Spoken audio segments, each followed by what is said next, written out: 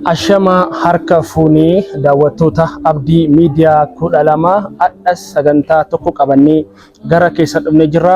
Obboleessa kiyya kana asitti affeeree jira. Haga dhumatti akka nu wajjin taatan asumaan kabajaan isin gaafadha. Guddaa galatooma. Baga nagaan dhufte obboleessa kiyya. Baga nagaan nu eegdan obboleessa. Guddaa galatooma sagantaa keenya irratti waan nu argamtaniif. Qajeelumatti mee maqaan kan kee eenyu jedhama? Baay'ee galatooma waan nu affeertaniif isinillee baay'ee galatooma jedhaati. Maqaan koo Riskuu Miiqataa Gammadaa jedhama. Asuma Shaashamanneedha. Kan guddaa galatoomi Riskuu. Atis waan nu kabajitee waamicha keenya dhageettee bakka kanatti nuuf argamteef guddaa galatoomi. Kaayyoon keenyallee kaayyoo wal barumsaa akkasuma immoo kaayyoo dargaggeessi yookiin ammoo haadholiin keenya akkamitti jiran isan waliin mari'atuu fi haga dhumaatti nu daawwadhaadha. Hayyee Riskuu qajeelumatti gara gaafii kiyyatti haaseenu mee haadha tantee jaalala isiif qabduu fi kabajaa isiif qabdu mee nuuf ibsi. Obboleessa koo baay'ee gaariidha. Waa'ee haadha jechuun baay'ee ulfaata. Gaafii akkana na gaafatta jedhee yaadnellee.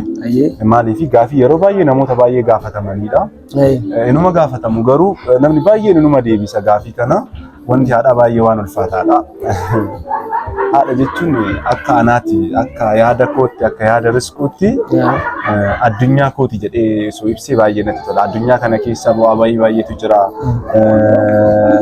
Rakkoon gadadoon akkasuma immoo badhaadhinni ulfinni wanta baay'eetu jira, gammachuun wanta baay'eetu jira waan ta'eef haadha jechuun anaaf addunyaa kanaadha osoo jedhee baay'ee natti tola. Kanaaf ammoo haadha koo ibsuun baay'ee ulfaata beeki.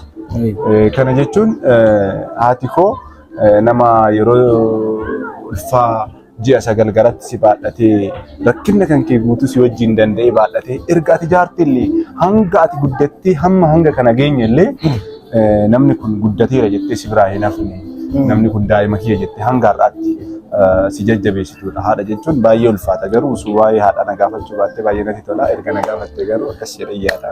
Hayyee anis wanti si gaafadhee fi ammarratti dargaggeeyyan baay'een waa'ee haadhaa oduu waan hin qabnee fi nus beennee yookiin dandeenyee haadha teennaaf wanta goone hin qabnuyyuu garuu ammoo godhuuf irra waan jirruufi guddaa galatoomii. Haadha jechuun akkuma jette addunyaadha. Addunyaa kana keessa waan baay'eetu jira. Asumarratti mee atini dargaggeeyyii haadha ofii hin kabajne, dargaggeeyyii haadha ofii hin jaalanne yookiin ammoo dargaggeeyyii haadha ofii akkuma danuutti akkuma arganitti ilaalan kanaaf ergaa akkamii qabdaafati? Maarree akka kootti ergaa hin qabuu fi haadha jechuun akkuma jalqaba sii kaasee waan baay'ee guddaadha. Addunyaadha siin jedhee sitti himee jira. Kanaaf ammoo dargaggeessi akkasii suni haadha hin jaalatu namni jedhamu hin jiru. Addunyaa kanarra namni hundinuyyuu haadha hin jaalata. Meebii akka kabajaa fi haala namni sun haadha sana itti ilaalutu gadi bu'aa wal caalaa ta'a malee namni hundinuyyuu haadha ofiinuma jaalata. Haati jaalatamuu qabdillee. Dargaggoonni akkasii yoo jiraatan ammoo dargaggoota xinnoo araada garaagaraatiin kufan, dargaggoota hawaasummaa keessatti ilaalcha gadi bu'aa qaban, dargaggoota waan akkasiisan qabanii yookiin ammoo qumaara waan garagaraa akkasirra oolan yoo ta'e nala maaliif sunillee sammuun isaa daandii yaada garasitti waan yaaduuf xiqqoo waan gara haadhaa kana gadiin bu'uu danda'a waan jedhee yaadee fi sirriin ta'u. Haadha jechuun deebitee namaan dhalattu. Haadha jechuun haadha waa hundaati. Obboleettii keetii, haadha keetii, finna keetii akkasuma ammoo dubartii ati fuutee waliin jiraattudha. Haadha jechuun waan hundumaa. Kanaaf ammoo haati kabajamuu qabdillee. Yoo haati hin kabajamne waaqni siin kabajamu. Haadhatti waaqattaanee kan waa hunda siif ta'uu danda'u kan jiru kan keetiif hadha bu'uura siin ta'e beezii sii ta'uu danda'e haadha kana waan ta'eef haati kabajamuu qabdi. Hayyee guddaa galatoomii. Akkuma dhagaa jirtan obboleessi keenya haati kabajamuu qabdi jedhee jira. Isin ammoo maal jettan yaada keessan komentii jalatti nu kaayaa. Akkasuma sagantaa kanas yoo isinitti tole share subscribe godhaa nu wajjin ta'a jedha. Ammas gara gaafii itti aanutti si dabara. Ammoo wantoota baay'ee yoo ilaalte jettee dargaggeessi tokko yeroo fuudhee jedhetti jecha haadha manaa isaa dhaga'uun yeroo haadha manaa ofii ari'utu jira, yeroo haadha manaa ofii miidhutu jira, yeroo haadha manaa mana waliin jiraatan keessaa baasee ari'utu jira. Isa kana ati akkamitti ilaalta? All good. Baay'ee gaariidha. Kuni jechuun yeroo baay'ee jaalala waan jedhamu kana keessatti waa lamatu jira. Namoonni tokko tokko yeroo jaalalaaf walitti dhufanii tarree lamaan kan walitti dhufan. Isa kana jechuun ammoo tokko jaalala dhugaa diippilii laabii isa jedhamu sana jaalala dhugaa namoota namaaf qabantu walitti dhufa. Isaan yeroo baay'ee wal dhabus danda'u, maatii keessa walitti bu'iinsi jira, wantoonni baay'een sirrachuu dhabuu danda'a waan ta'eef wantoota sana keessatti anyhow walillee yoo dhaban jaalalli isaanii hamma wayii itti fufa yoo waliin mari'atanii waan itti jedhan ta'ee jechuudha. Jaalalli yeroo baay'ee rakkoo guddaa fidu feek laabii amma jaalaluma yookiin aartee nama biraatti wal dhabdee aarii isaatiif ammoo kaanish jettee dhattee wal fuudhanii yookiin walitti gaa'ela uumanii achi booda ammoo wal dhaban. Wal dhabdeen dhala namaa kamiyyuu hin jira. Akkuma jalqaba kaasuu mure sana haadhaa fi finna jidduuyyuu hin jira.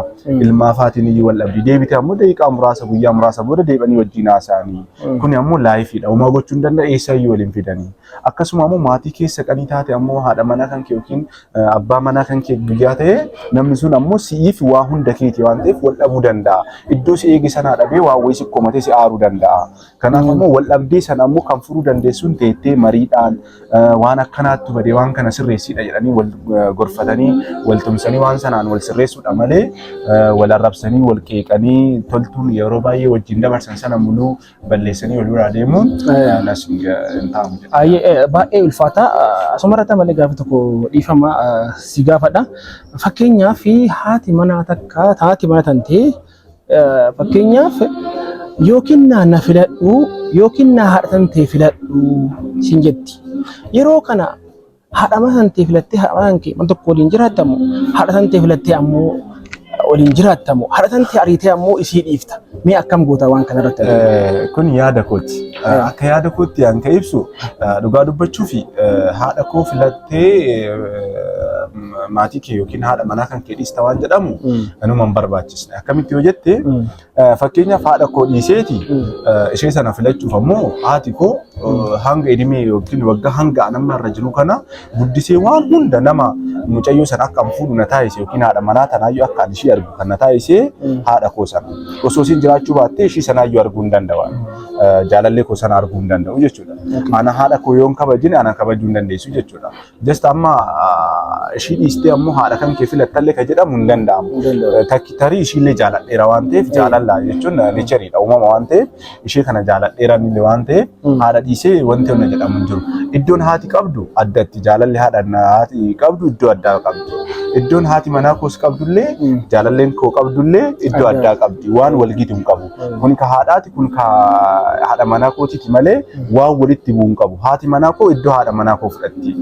Haati koollee iddoo haadha kootii fudhatti malee waan isaan walitti isaan buusu hin qabu. Waan isaan walitti buusu sanas yoo jiraate walitti fidee araarseenii barsiiseenii walitti gorsiiseenii amala isaanii wal barsiisuu ni qaba malee wal lola jechuudha. Ayyee guddaa galatoomii akkuma dhagaa jirtan obboleessi kennaa bakki haati taatiitii qabdullee adda bakki haati manaatii qabdullee adda haati tiyya as ta'ee haati manaatiyyas waliigalanii jiraatu qabanii jedhee jira.